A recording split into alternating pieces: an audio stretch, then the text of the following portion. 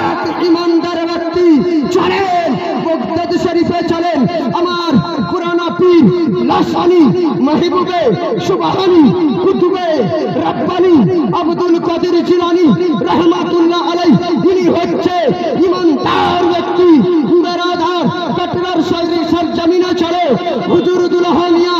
বেরাদার মাটির নিচে ঘুমিয়ে আছেন তিনি হচ্ছে ইমানদার ব্যক্তি বেরাদার মিল্লাত ইসলামিয়া কেচেছা শরীফে চলেন হুজুর মখদুম সিনহা বেরাদার মাটির নিচে ঘুমিয়ে আছেন সুবহানাল্লাহ তিনি হচ্ছে ইমানদার ব্যক্তি আসেন বেরাদার বেরাদার মিল্লাত ইসলামিয়া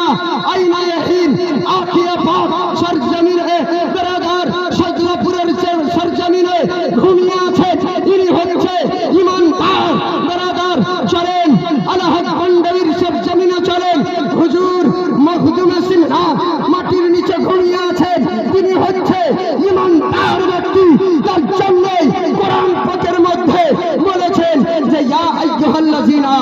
আমানুত্তাকুল্লাহ ওয়া কুনু মা'আস সাদিকিন হে ইমানদার ব্যক্তিগণ আল্লাহকে দেখে ভয় করো এবং ইমানদারির সঙ্গী হয়ে যাও এটা মনে হচ্ছে একবার যাও হুজুর চলে এসেছে ইনশাআল্লাহ তো বেরাদারিন মিল্লাত ইসলামিয়া সময় খুবই কম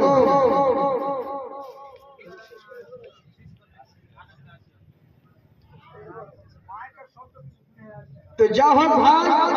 ইনশাআল্লাহ ওলির সম্পর্কে আলোচনা করা হলো না ইনশাআল্লাহ আবার পরবর্তীতে আপনারা যদি সুযোগ দেন সময় দেন ইনশাআল্লাহ আপনাদেরকে ভালোভাবে ওলিদের সম্পর্কে আলোচনা করব তো যা হোক আমি কিছুক্ষণ বক্তব্য রাখলাম ভাষার মাধ্যমে বলার মাধ্যমে কোনো জায়গায় যদি ভুল ত্রুটি হয়ে থাকলে আপনারা ক্ষমা করবেন এবং হাদিস কোরআন থেকে ভুল হয়ে থাকলে আল্লাহর দরবারে ইস্তেগফার করব আস্তাগফিরুল্লাহ